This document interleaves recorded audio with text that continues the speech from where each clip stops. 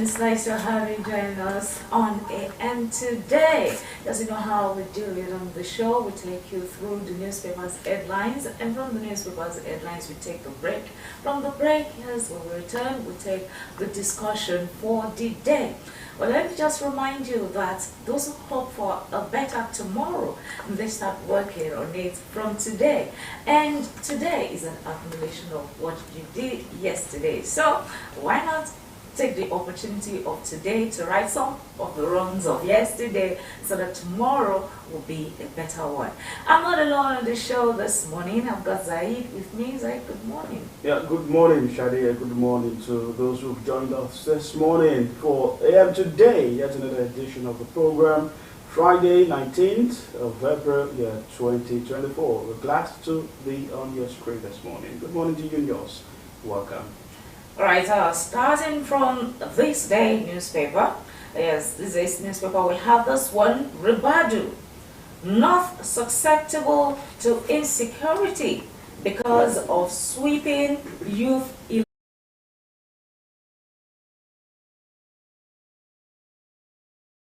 to address its challenges. All right, and we all that details of that you'll find on the front page of this day newspaper for this morning.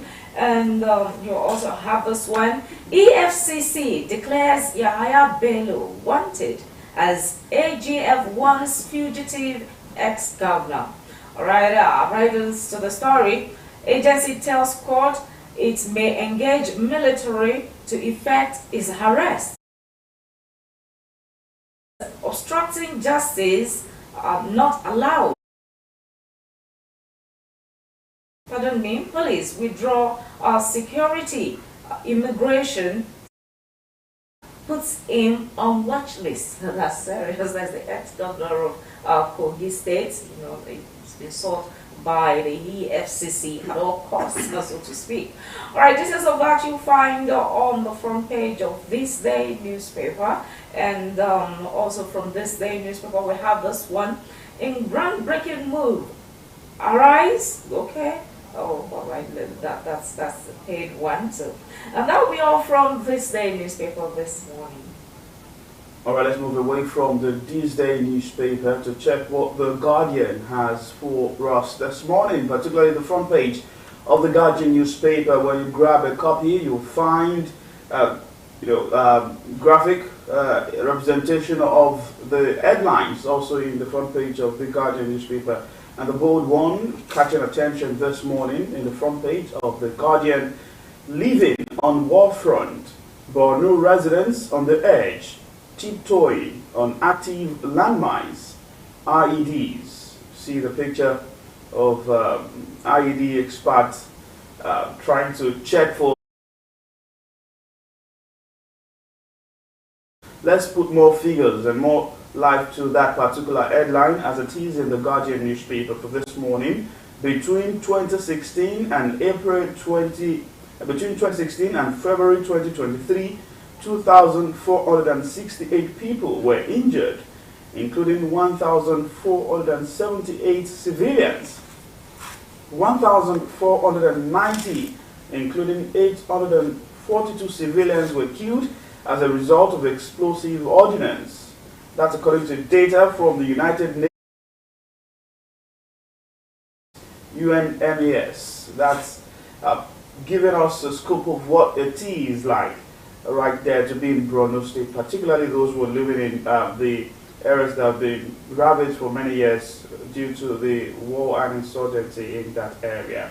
But let's still take more representation or more perspective to that particular headline. In over 13 years of conflict, the use of IEDs, mostly planted by non-state armed groups, has resulted in numerous deaths and severe injuries to civilians. Hundreds access to basic social services and socio-economic activities, hampered safe return of IDPs and refugees, as well as the free movement of host community members. So, on the hedge, tiptoeing on active landmine. You find that story. It's a big story in the Guardian newspaper. Pages 4 and 5 is where you get a read of that particular story. And you also find this: over 6,000 illicit weapons recovered nationwide in 3 years. You find that story also in The Guardian. NTS hands over 1.7 billion naira worth of seized fake drugs to NAFDAC. That's a huge success in the fight against illicit drug and, of course, fake drugs in the country. Kano APC accuses presidency of sabotaging Ganduje as ex-governor gets reprieve. That's on page 3 of The Guardian. World Bank: rising inflation, weak earnings push 10 million Nigerians into poverty in 2023. You also find these updates from the meetings that have been held in the People's Democratic Party. PDP NEC retains Damagum, ask Tinubu to rejig economic team. Yes, PDP now giving the federal government advice and where to go to turn things around. Obiano loses bid to stop 4 billion naira fraud trial. That's the former governor there. EFCC declares Bello wanted over alleged 18.2 billion naira fraud. And you see this in Edo State ahead of the election. Please invite Apata, Edo LP chairman, over Uniben violence and shooting. You find those stories, all of the headlines and the stories in the Guardian newspaper for this morning. Alright, from the Guardian newspaper, let's check what we have on Leadership Friday. On Leadership Friday this morning, we have this one-party crisis. For now, Damagum remains our chairman. That's coming from PDP NEC. Right, this is what is on page 4 of the Leadership Friday. And have right this the story. Leadership tussle shifts to August. Governor spurs votes of confidence on National Working Committee. Alright, then we also have this one. 3.2 trillion naira subsidy needed to reverse electricity tariff hike. It is of that you find on page 18 of the Leadership Friday. Yahaya Bello, court to rule on substituted service. That's April 23rd. Details of that is on page 7 of the Leadership Friday. And also on the Leadership Friday, we have the story. Kenyan Defense Chief, 9 others. Crash. Well, that's a sad one there. The details of that is also on page 7 of the Leadership Friday. And finally, the Leadership Friday, there's some pictures there of the governor of Ogun State.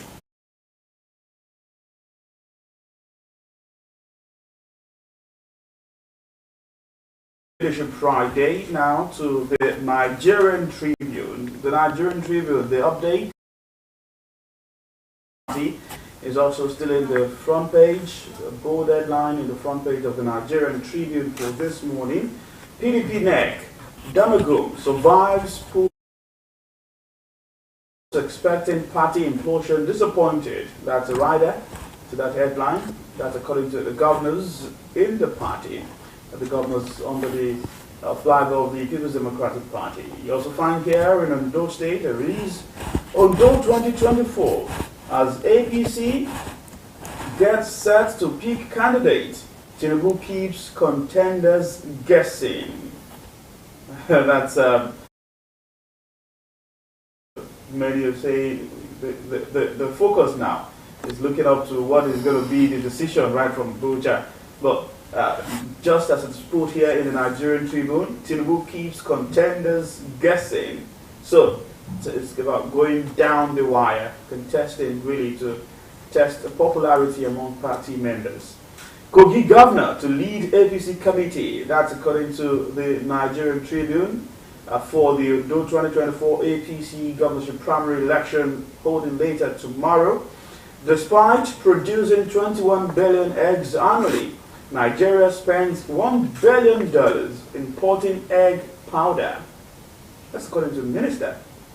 That's also bringing me to To the question, there was a time we were talking about having Yes, on the state, a factory. we're supposed to fill that gap. So What's happening with that factory? I think that's a question for stakeholders. it's about time we get to revisit that also, to check the state of that construction, perhaps where the operation has begun there, because this is huge money, even though they can plug into this gap. Nigeria spending $1 billion importing egg powder. Well, I hope that factory, if it does not come alive, really does very soon. Let's check other headlines in the Nigerian Tribune. APC chairman, court stops Ganduje's suspension. That's in the camp of the APC, and you also find this. FG needs 3.2 trillion naira for electricity subsidy in 2024. That's according to NERC. Northwest has the highest rate of poverty in the country. That's according to NSA, the National Security Advisor, Noor Ribadu. Check more stories in the Nigerian Tribune for today. From the Nigerian Tribune, let's check the New Telegraph. On the New Telegraph, we have this one, again from the PDP camp. Damagum survives sack as NEC extends acting tenure. You find details of that on pages 26 and 28 of the New Telegraph for this morning. And also on the New Telegraph, we have this one. Those taking up arms against state will incur our wrath. That says military. You find details of that on pages 3 and 5 of the New Telegraph. I think that warning is coming on the heels of different agitators, nation agitators against action, and Makinde demolishes agitators leaders house in Ibadan. That's all of it. Okay, details you find on pages 3 and 5 of the New Telegraph. Still on the New Telegraph, we have this one. Senate sponsored 279 bills in 10 months, investigation says. Alright, details of that you find on page 3 of the New Telegraph. Federal High Court restrains word from suspending Ganduje. Right, alright, it's to the story. Court dismisses Obiano's bill to stop EFCC's 4 billion naira fraud case. Pages 4 and 7 of the New Telegraph has the story. And from the aviation sector, aircraft makes head turn back over fire indicator light. Kayamo defense chief, senior officers. Sorry, please. I take that again. KM defense chief and senior officers die in helicopter crash. And you find that on pages 4 and 7 of the New Telegraph. That will be all from the New Telegraph this morning.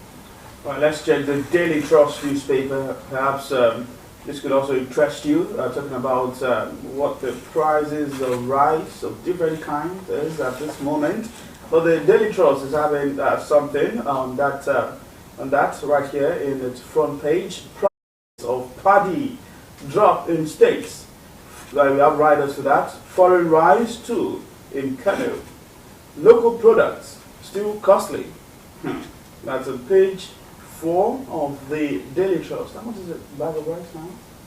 I don't buy bags anymore. Okay. Get DJ. But of course, you can get updates in the market whether there is a shift, downward shift though, in the prices of rice, whether it's foreign or local. Other headlines in the Daily Trust newspaper. Bello's absence stalls trial as EFCC declares ex-governor wanted. You also find bandits kill 23 villagers in Kaduna community.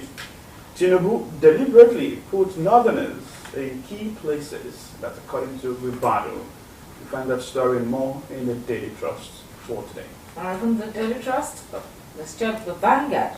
On the morning, Tinubu's government hasn't borrowed from CBN says ways and means to be pinned down to deal with liquidity, has fiscal authorities complementing each down.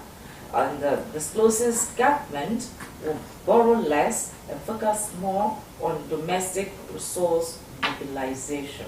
And that's better. You check page 2 of the Vanguard newspaper for details of that story. And still on the Vanguard newspaper, we have this one. FG places ex-Kogi governor Yahaya Bello on watch list as EFCC declares him wanted. Anti-corruption CSOs tackle EFCC over ex-Kogi governor. This is all that is on page 12 of the Vanguard newspaper this morning. And UTME jammed to arrest parents seen at CBT centers. I think that's a better word. Well, as parents, what do you want? Really? You're not an invigilator, you're not an examiner. Why should you be there? You know, that curiosity and anxiety. Some parents, this is the first time this kid will be writing an exam like this. That's uncalled for. A kid you expect to go to the university? They would literally want to be in that examination hall with that child. But of course, the JAMB registrar is also trying to take stiffer measures to prevent intrusion of any kind from parents. So, find yourself around. If you've told your ward and your child the needful, then your heart should be at rest on the examination day. Just take the child to the center and go about your business. All right, from that warning from JAMB, we also have this one. Over 1,000 students, educators abducted, killed in Nigeria. That's according to UNICEF. You find details of that on page 9, and it's disheartening because every day we get to hear news of students abducted, educators, and all that. Alright, details of that is on page 9 of the Vanguard newspaper this morning. Wike triumphs as PDP NEC endorses Damagum-led National Working Committee. Details of that is on page 5 of the Vanguard newspaper this morning. And still on the Vanguard newspaper, APC courts indulgence suspension. Alright, before I leave the Vanguard newspaper, we have this one coming from NERC. LG will pay 3.2 trillion naira as subsidy if tariff hike is reversed. Page 4 of the Vanguard newspaper has the story. Let's go the sports way. Yes, Sporting Sun is right here. I'm hoping that it will shine bright for Nigerian International right there in Germany. The bold one in the front page of the Sporting Sun this morning. Bundesliga team of the season nominee. Boniface battles Kane. That's Nigerian International, who has just won the Bundesliga title. Will he be favored or selected above England star Harry Kane? Let's see how that nomination will eventually pan out. Who will make the team of the season? Yes, the first 11 in the Bundesliga. Let's now check all the headlines in the front page of the Sporting Sun. Atlanta lands in UEL semi-final. That's the Europa League semi-final. That's Atlanta 0, Liverpool 1. But of course, on aggregate, Atlanta had to go through to the semi-final 3-1 on aggregate. So it's Liverpool returning back to England. You also find this one, UCL exit. Ireland, De Bruyne were tired. That's according to Pep. Yes, finding the reason for that eventual loss to Real Madrid in the UEFA Champions League. You also find this in the front page of the Sporting Sun.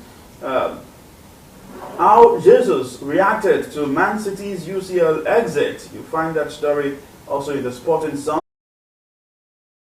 With sports, quickly, Punch Sports Extra. One man who is some sort of legend in the Nigeria Premier Football League, when you talk about the local football scene. Rabiu Ali exclusive. I do everything it takes to avoid any form of vices that will affect my health. For instance, womanizing, drinking alcohol, and all sorts. That's captioned my long NPFL career. So, you're looking for secret to longevity? Perhaps you go the Rabiu Ali way. You've checked more stories in the Punch Sports Extra for you this morning. But of course, that's where we say to wrap on the newspaper segment this morning. Yes, on the newspaper's headlines this morning. We take a short break now, and when we're back, it will be time for the discussion of the day. You don't want to miss what we have for you. Stay tuned.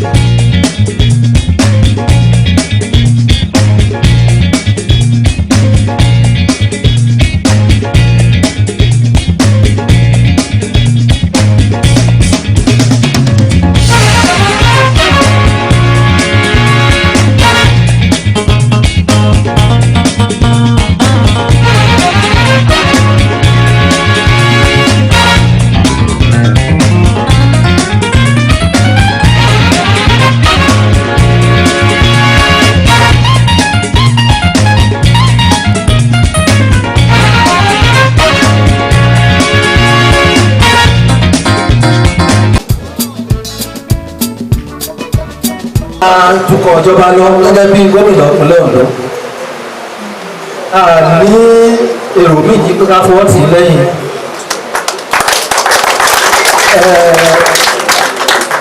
ibi pẹ̀lú àwọn ọba tá a wà ní àwọn local government a mọ̀ pé ẹ̀yin ló yẹ nípò òun náà láti wà nílé yìí táwa fi hàn gbogbo òlù pé gómìnà tá a máa wà lẹ́yìn ẹ̀ nílé yìí.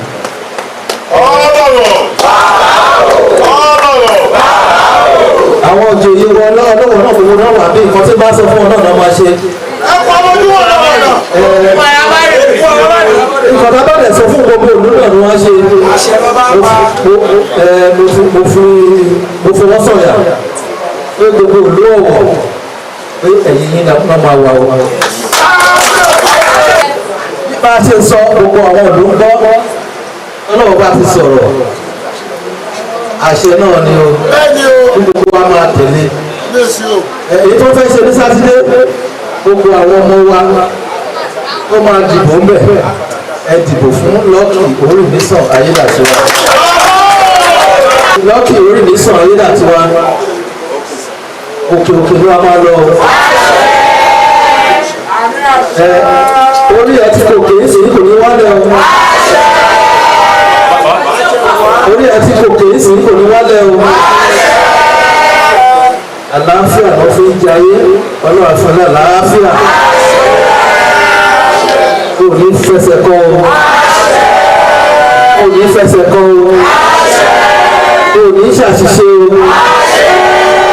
Wàá máa lọ wàá máa bọ̀ lórí ilẹ̀ lórí òfurufú lórí irin lórí omi kò ní fẹsẹ̀ kan.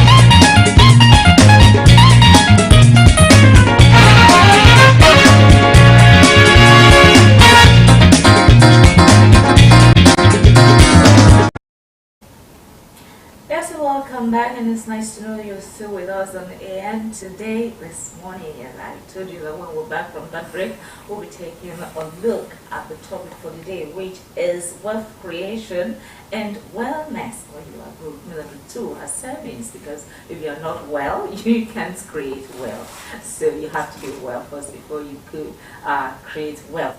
All right, to discuss this with us this morning is pharmacist Charles Akinshete. It's nice to have you on the show, sir. The pleasure is mine. Good morning. All right. Yes, we know that to create well, one needs to be healthy and all that. But as a pharmacist, I want you to tell us more about the interrelationship between wellness and wealth creation. Oh, thank you very much. It's nice to be back home. You're doing a great job. My name is Charles Akinshete, like I already said, and let me start from where we were taught when we were in primary school. In our days, it was social studies. The tripod: food, shelter, and clothing. Food, shelter, clothing is a tripod. Also, it's a life. That's essentials of life. But today, you must add the fourth one. There's a fourth leg. Yes. What's that fourth leg? Money. Money. Wow. Okay. Because how do you get food? How do you get shelter? How do you get clothing? There is no money. So money is no longer a tripod. It is now a single strand carrying the tripod of food, shelter, and clothing. So, don't eat good food, you will end up not having good health. Don't wear good clothes, as season demands, you will end up not having good health. Don't live in good accommodation, no shelter, as season demands, you will end up not having good health. Don't have money to do all of this, you will end up in the grave. Wow. So money is essential, really. Okay, to be well, it takes paying compensation to these things that you earlier mentioned. But then there's also this making money even out of the awareness, the health sector and all that. We have people who talk about fitness coaches. There are some people who project things that people can do to just keep healthy. And looking at Nigeria today, for instance, there's this complaint of brain drain from the medical field. Doctors are leaving, nurses are leaving, even pharmacists. So they're leaving the country. What effect does this have on the national economy, so to speak? Well, let me start by saying that migration has always been there. But not in this too. well, in the Bible, we had about 3 million people moving at the same time. I don't think we've had about 3 million moving now at the same time. Yes. Yes. So it's been there from ages. However, because your focus is on the health here now, there are other sectors who are also having their sectors drained. But let's narrow it down to the healthcare industry. It's a concern, no doubt about it. The registrars of the councils keep signing the JAPA papers every day, and they are concerned. After the state has invested so much in these individuals. However, what are the causes? What are the effects? And what does the future look like? The causes we know, basically, is economy. The economy is not smiling. And the welfare, I started by talking about the tripod of health and health.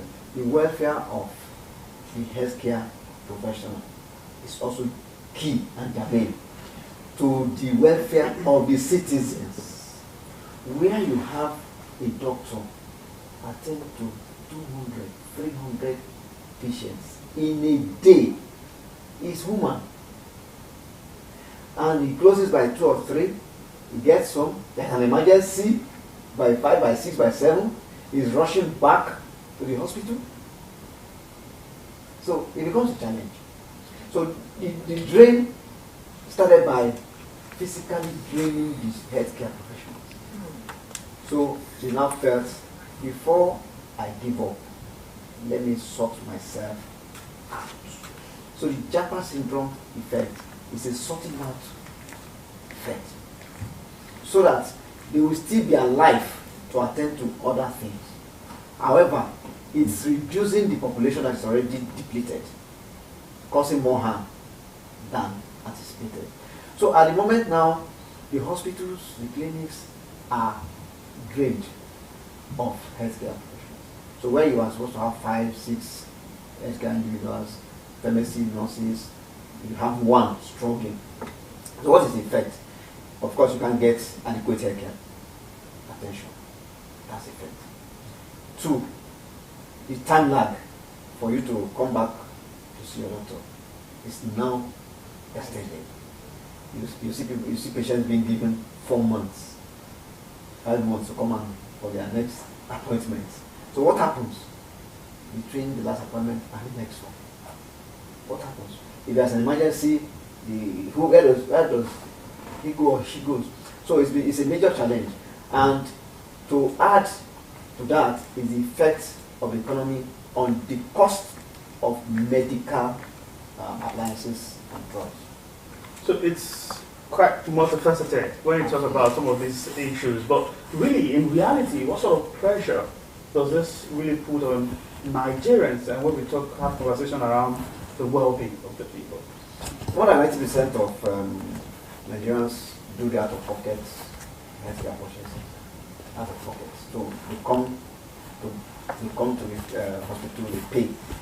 When we're shouting a lot of the society has been talking about PSL, and talking so much about the NHIS and NHIA now is being passed and signed. We look forward to rapid implementation so that Nigerians can have access to medications and healthcare as fast as possible at an affordable rate. But before then, the majority do out-of-pocket purchases.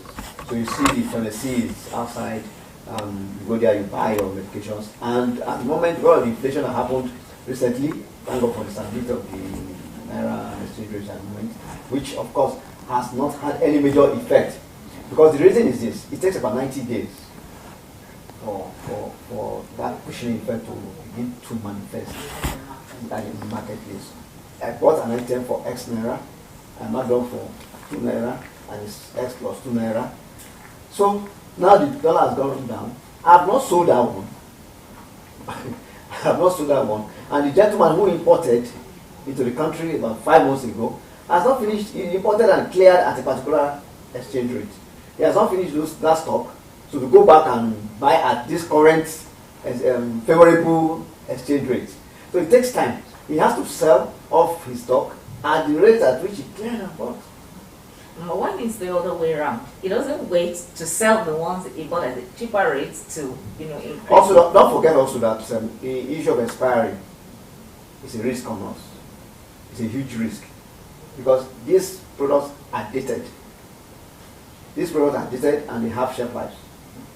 they are visited and they have shelter. So it has to go quickly as much as possible. Unfortunately, the rapidity of uptake is slow at the moment because of the high cost of drugs, and like I mentioned, out-of-pocket purchases, which is difficult for the average Nigerian at the moment. So the Tinubu presidency under this administration has made so much promises to Nigerians in virtually every sector to reduce things, to turn things around. And the Minister of Health and Social Welfare, Professor Party, has also come forward to push forward some of the plans of the federal government in terms of extending health coverage, partnership and collaboration to achieve things. But really, when you take a look at some of the steps and promises and perhaps early actions of this government, what more do you think must be done for Nigerians to really survive and for that sector to really thrive? Beyond the policies of government, the implementers of those policies should be on the watch list of government and everyone. It's one thing to come up with a policy, a plan, a goal. It remains so for eternity because we've had several beautiful ones in the past. If the implementers don't follow them to the letter. And who are the implementers? The neighborhood. Those, you and I. We are supposed to keep a watch on these activities. You are a journalist. You need to go to the state hospitals, you need to do some findings, what's happening here, why is this man not on duty, why is this one available. If we don't do that, it's not a party that will come and check that. It's not the commissioner for health that will go into the hospitals and leave his other major administrative assignments to do that. So we must, every hand must be on deck. I'm a pharmacist, I must be on my duty call. My colleagues, everybody must be on their duty call. The nurses, we must show humanity that we care. When you care, you will do the right thing. So that spirit of support and care must come back into the health sector. I had a conversation with a senior doctor earlier this month or last month, and part of what that conversation was around patients' rights to access the medical information and record. And part of what he pointed out, I wouldn't know if it is a silent war between doctors and pharmacists. It's like doctors sometimes are working for the pharmacists in Nigeria. When you look at the split of how easy it is to get over-the-counter drugs without prescriptions and all of that. What's your concern, if there are any, about how accessible some drugs are to Nigerians, even without prescriptions, and we have some of these also being championed by pharmacists?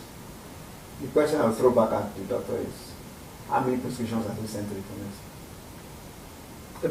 The patients also has a responsibility. The doctor makes prescriptions.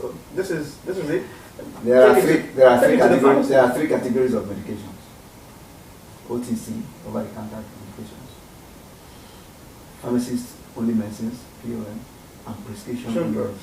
So there are three categories. So which category is he talking about? There are some, because part of the concern he raised, because when a patient comes and diagnosed for something and you tell them what to use as a doctor, you make recommendation prescriptions.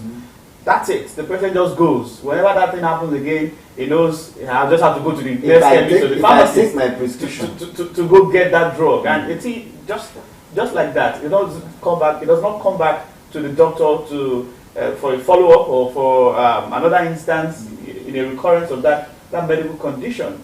So and when it gets to the pharmacy, maybe after about 3 months without a doctor's prescription, you get some of these things easily. There's a sequence. The first one is a prescription was issued. In the first instance. That prescription was filled and kept. So where did the patient get the next one? I guess the doctor's query is that the pharmacists now sell at other instances without. There must be evidence. There must be evidence. You can't claim what you do not have evidence about.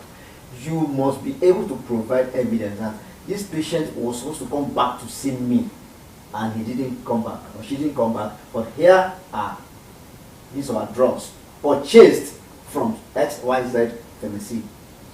I made mention, if all the patients, for certain instances, not all cases, go back to the hospital at when they are supposed to go back, the doctors will be overwhelmed.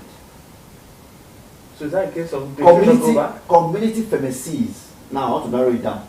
Community pharmacies are helping to take a chunk out of that size of numbers of patients. Not on cases that require referrals, but on cases that can be handled at the community level. That's why they are called community pharmacies. At the moment, a lot of us have been certified for vaccination. And this helped during COVID to take the pressure off hospitals. Imagine what was happening at the hospitals during COVID. And you want everybody to come there to come and get vaccinated? Okay, that takes us to the so issue. We must share. There must be interdisciplinary professional communication. It's not too ideal to how do I put it? To talk of your colleagues just like that. There is nowhere in the world where they don't collaborate. If we collaborate, it will be to the benefit of the patient.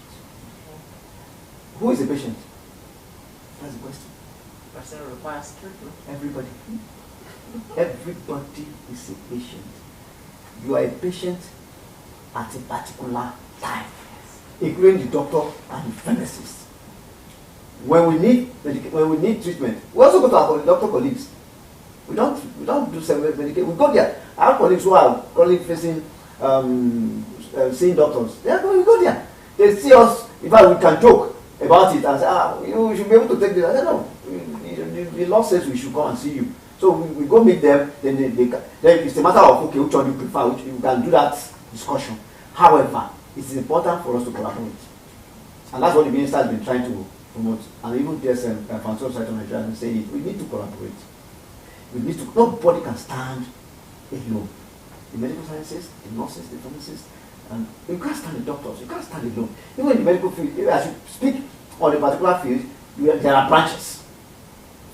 Pharmacists today, we have oncology pharmacists, we have radioactive pharmacists, you have cardiovascular pharmacists, pediatric pharmacists, geriatric pharmacists. People are beginning to have specialties, and that's what is happening worldwide.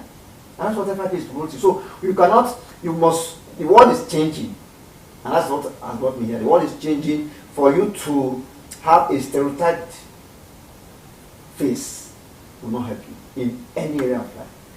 If you do not, if you are a journalist, you are whatever you are, you do not incorporate social media into your operations, where will you be? Where will you be? Where will you be now, and where will you be in 5 years' time? So, the ability of any profession to succeed and survive, you must be able to unlearn what you have learned in the past, and of course, keep learning, and of course, keep learning for tomorrow. So, it's a win-win thing for all of us. I don't go against any profession, whatever it is. All right. You at the time, I believe, were the first vice president of the Nigeria Association of Industrial Pharmacists. First vice chairman. First vice chairman of that association. And recently, months ago, we also had the news about some pharmaceutical company moving away from Nigeria, and just in that mix, you also understand the high rise. The cost of drugs also, surfaced, and Nigerians lamenting, decrying the hardship that they also have to go through just to get well, just to return to a healthy status. So, for you, that movement, is it a positive direction, or it's also going to have some form of impact, really, on the long time on the country? Well, for us in the pharmaceutical industry, it was painful because there were job losses from some of our colleagues and families who work in those places, and for companies that have been with us for decades. For me, I already taken them as part of Nigerian entities, so I never expected any exit. But it came, and there's nothing we can do. They left on a platform of business. The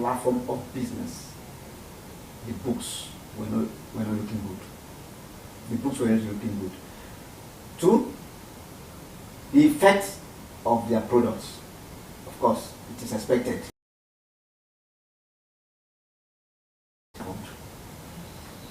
The third thing that was, we need to take care of faking, to avoid faking, because that was an opportunity for fakes to come in. And I think the industry was able to regulate that.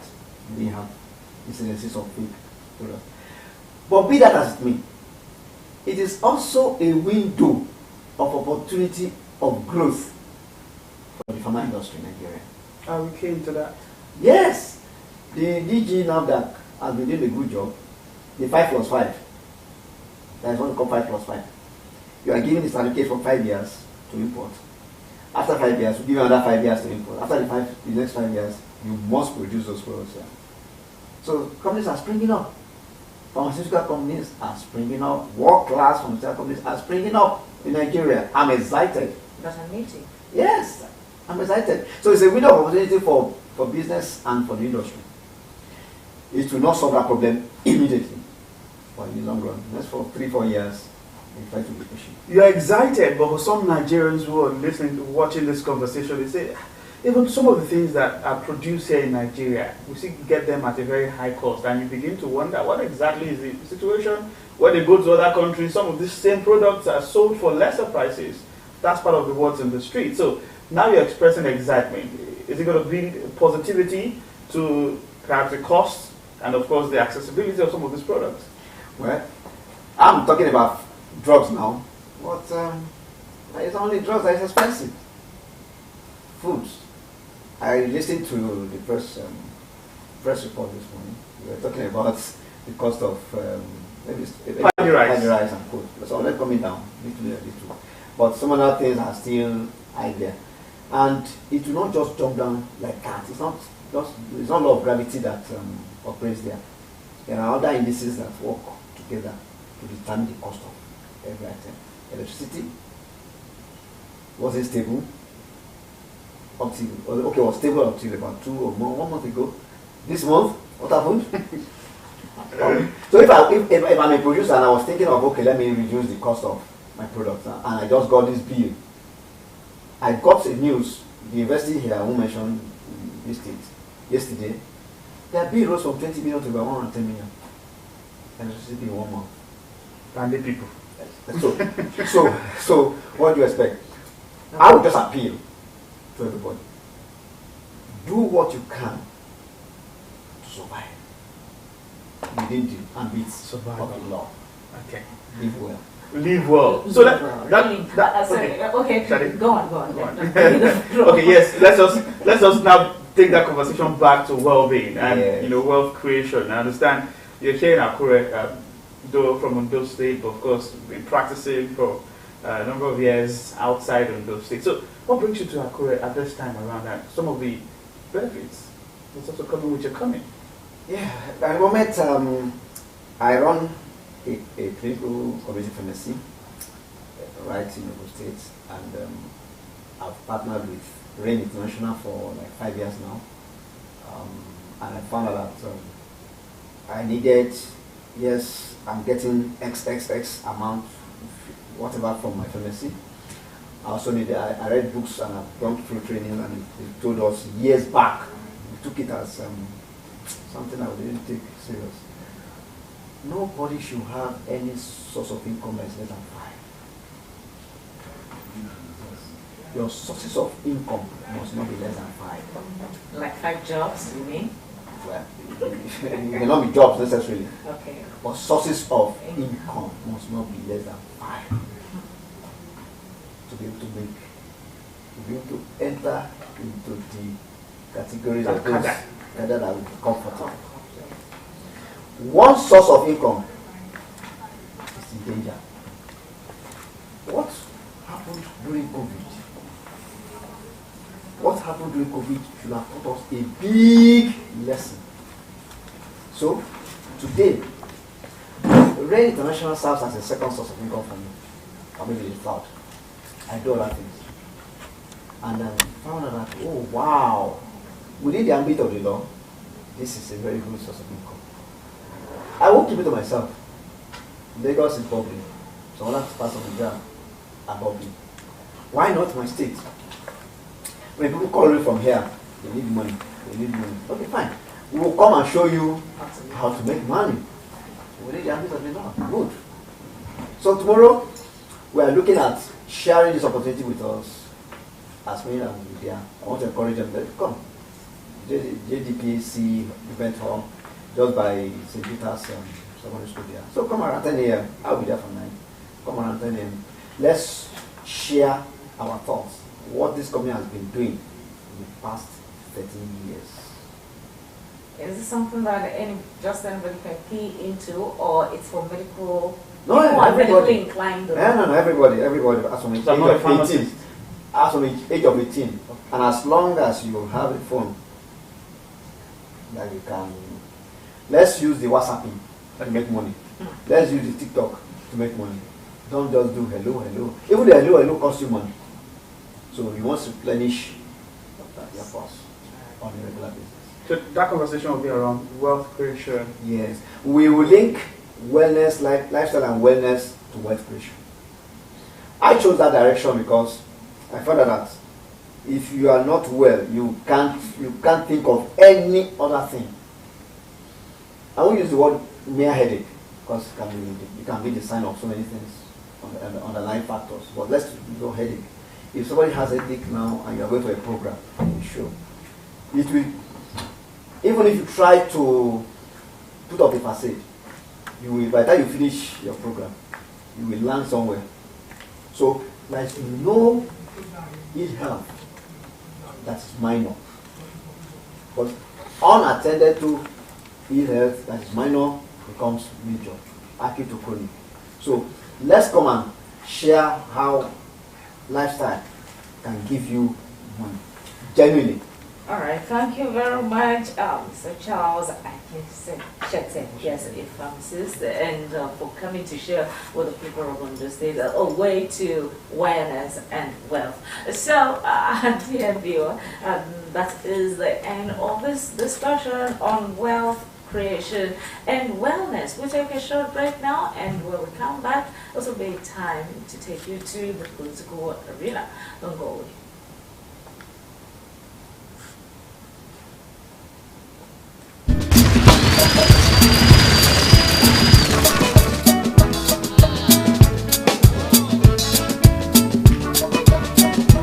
tukọ̀ ìjọba lọ gẹ́gẹ́ bí gómìnà ìpínlẹ̀ Ondo a ní èrò méjì pé ká fọwọ́ tì í lẹ́yìn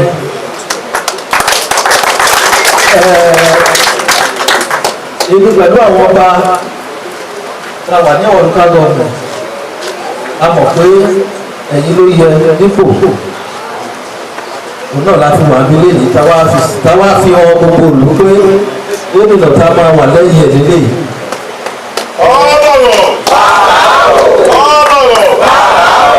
Àwọn òjòyè wọn lọ́wọ́ náà gbogbo náà wà bí nǹkan tí bá sọ fún ọ náà máa ṣe. Nǹkan tá a bá lè sọ fún gbogbo òlú náà ni wọ́n ṣe. Mo fi wọ́n sọ̀yà pé gbogbo òlú ọ̀wọ̀ pé ẹ̀yìn yín náà máa wà wọ́n. Bí bá a ṣe sọ gbogbo àwọn òlú ń gbọ́ ọlọ́wọ́ bá ti sọ̀rọ̀ àṣẹ náà ni o gbogbo wa máa tẹ̀lé èyí tó fẹ́ ṣe ní sátidé gbogbo àwọn ọmọ wa ó máa dìbò ń bẹ̀ ẹ dìbò fún Lucky Orimisan Ayédàtiwa.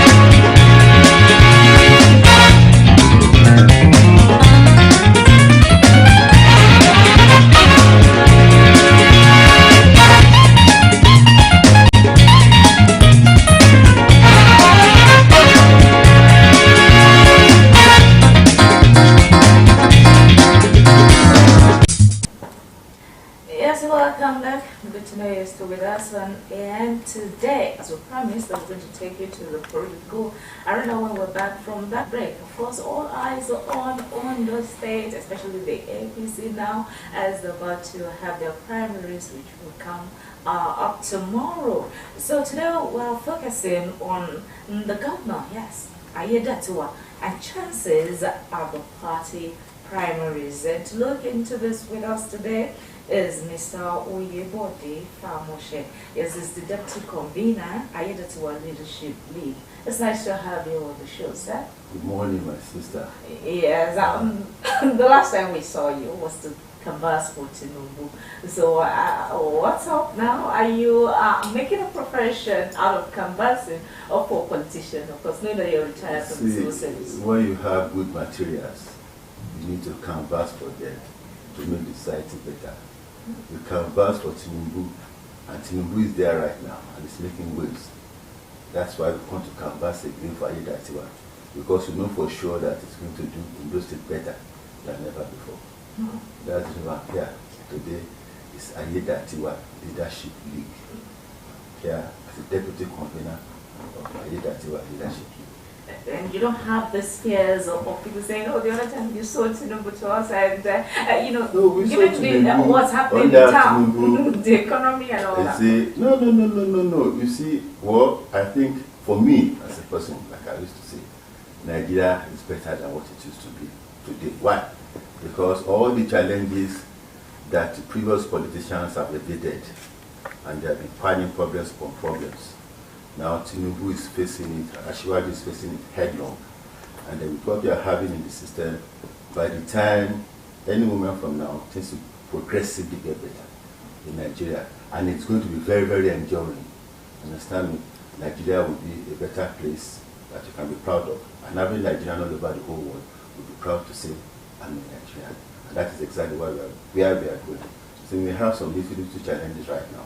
But you can see that at the end of the day, Nigeria is going to be far better than ever before, even than what I've ever had since the First Republic.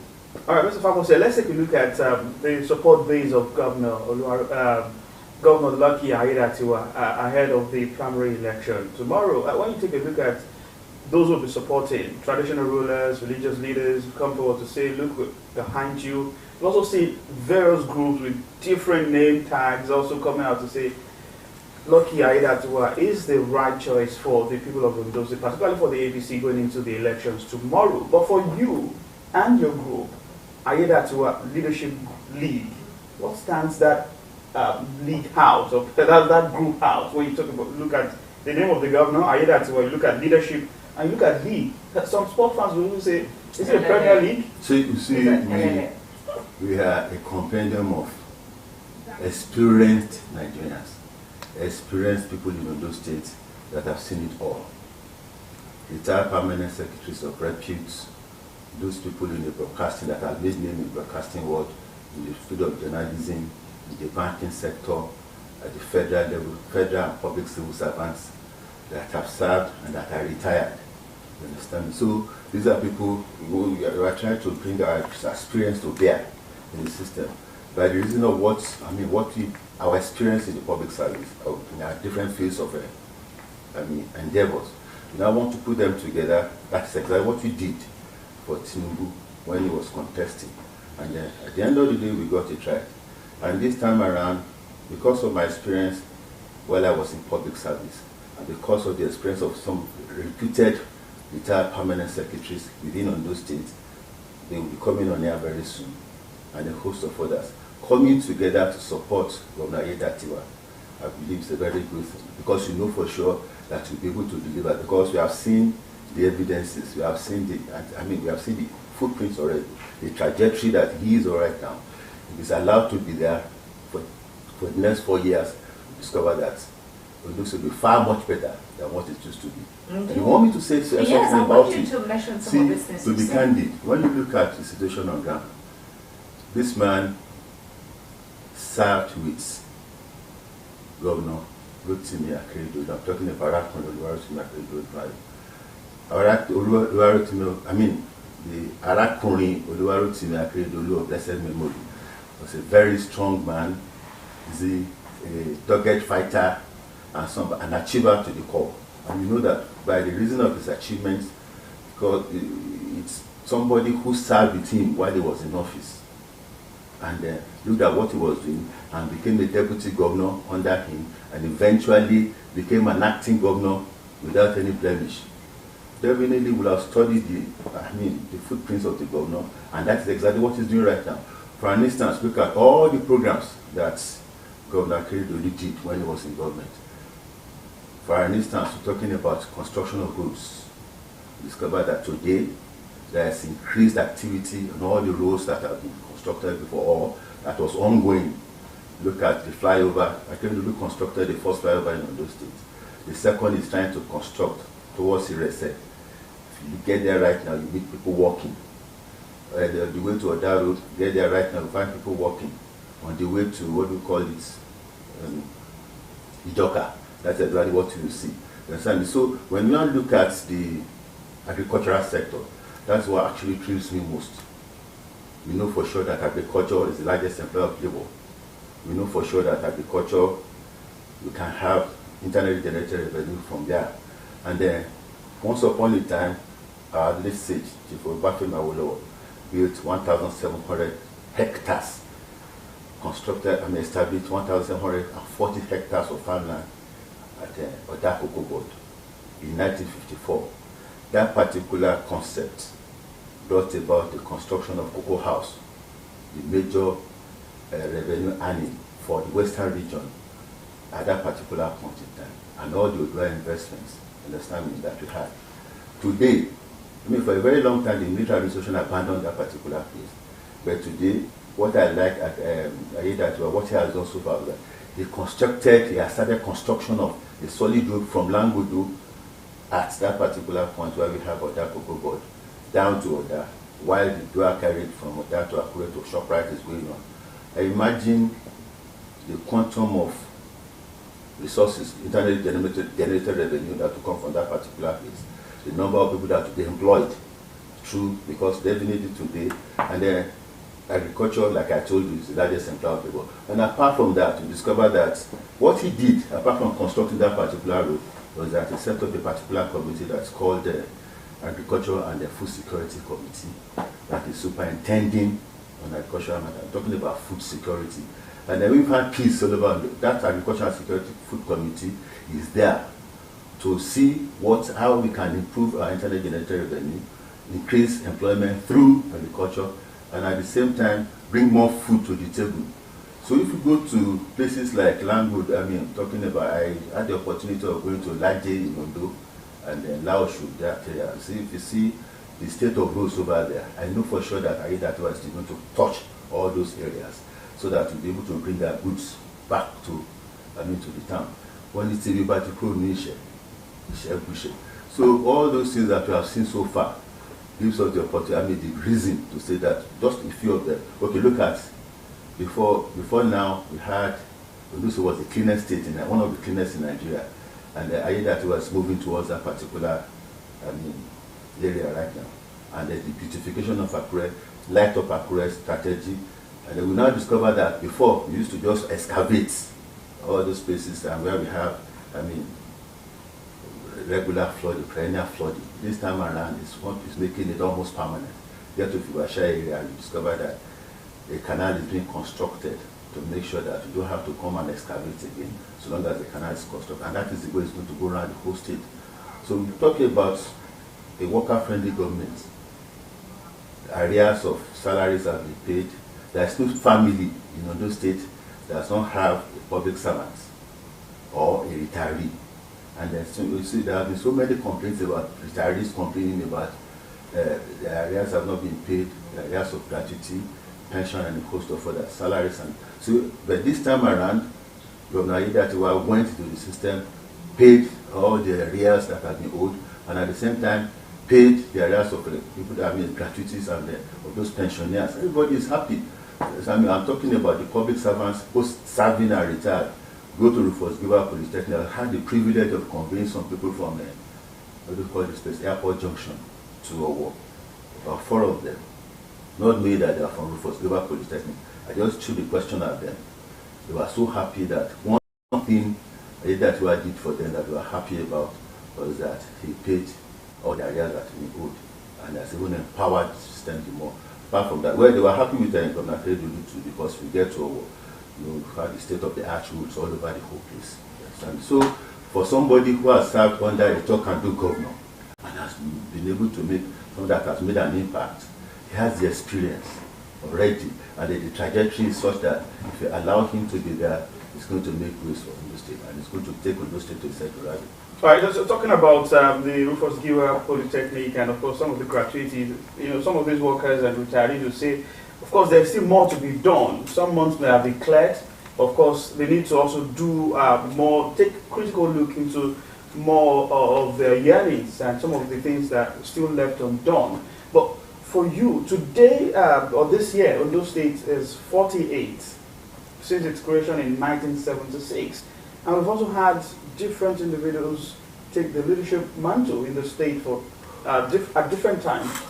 1999 return to democracy, you find Ade Farati, Olusegun Agagu, Mimiko Akeredolu, and now Ayedatiwa. When you look at the 48 years journey of the state, what sort of leadership really do you think we need going into the future, and why do you think Ayedatiwa can provide that sort of leadership for the future? Because he's a 48-year-old man. Is he still young? Is he still a youth? Mm-hmm. Is he? It's almost I don't think so. So for the future, what sort of leadership do we need at this time to really stand on those out for the future? See, let me start from. Let me talk about the trajectory of the present administration, taking a cue from precisely Agagu administration. I do have, without prejudice to all the government that have ever served in those states, from Baba Ade Farati to Dr. Olusegun Agagu to Dr. Mimiko to Arakun Akeredolu, even to President Governor, they have all tried their best. But one particular administration that deliberately came around and for several, but 1 or 2 years, gathered eggheads in those states and marked the way forward for those states, because the Agagu administration called that particular document Roadmap to Progress. With that particular document, I was privileged to serve on the upper board as Secretary Poverty and Elevation Agency board of Dr. Olusegun Agagu administration, despite the fact that I was in the federal service.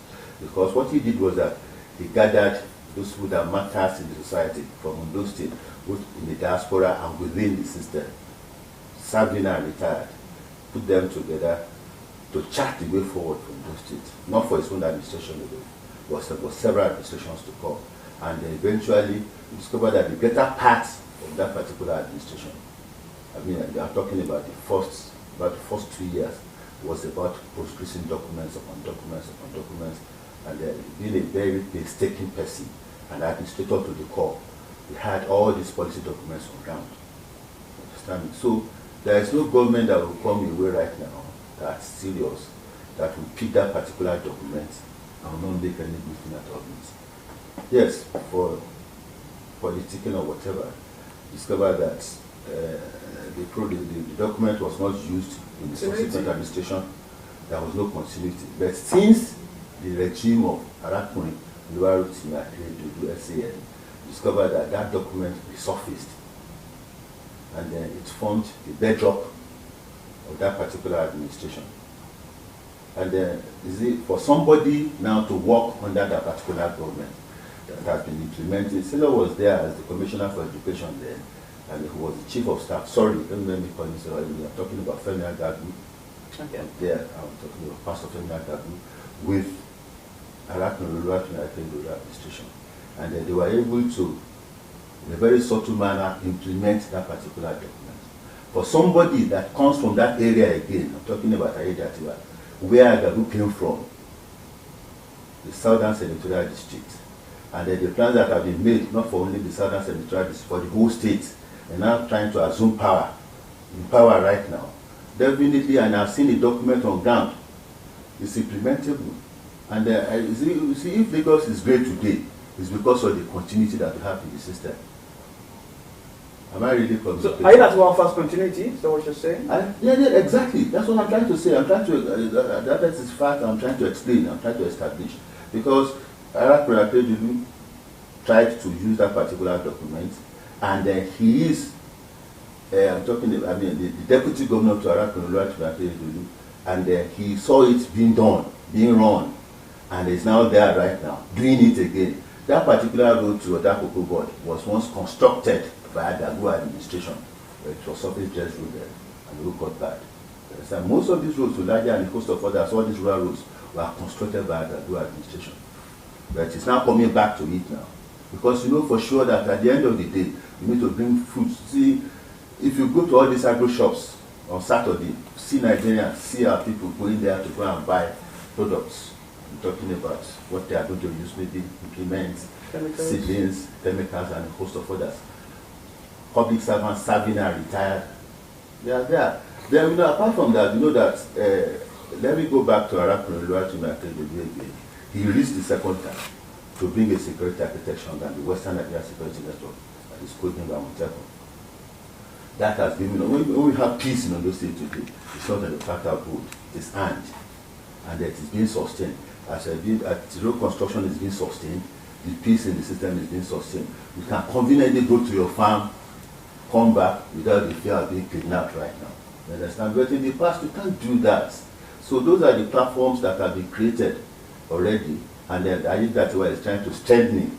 It's strengthening right now, and I know for sure that by the reason of that particular fact, definitely, we have just only been there for 3 months, and operating the document that we are talking about. Definitely, in the next 1 year, when we look back, we say, thank God that we are lucky, that we put a lucky man there, that we are lucky, I'm lucky, he's lucky, and those states in general is lucky to have local leaders over there. Okay, looking at the contemporaries of the governor, that is all the aspirants do, but some of them also worked with the late governor at one capacity or the other, and they have their scorecards to want to push forward. So what do you think stands the governor, Lucky Aiyedatiwa, out amongst these other aspirants? The commissioner is different from an acting governor. Aiyedatiwa was once an acting governor under Akeredolu, and an acting governor that now turns to become a substantive governor. You can't compare that kind of person with the commissioner. It's not possible. He has been there before as an acting governor.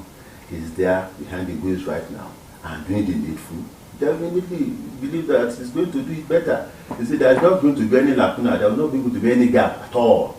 So it's the best candidate for APC in this particular race that is coming up. By the reason of the fact that he has more experience than every other aspirant. See, if you still come, you still have to study some documents, look at, okay, you are in charge of finance or in charge of education, although you have interacted with others, but not as the governor of the state, not as the acting governor of the state. There are so many other challenges, so many other storms that the man has weathered, that if anybody coming in, you still have to study and try to weather. So clearly, it's better than any one of them. All right, so come tomorrow, it's going to be Governor Aiyedatiwa and of course other 15 aspirants who are vying for this this position. I don't know why that name is popping into my mouth this morning. So really, when you take it's looking at what the plans and preparation of the All Progressives Congress is, this election is statewide, from the north to the south to the center, everywhere in the state.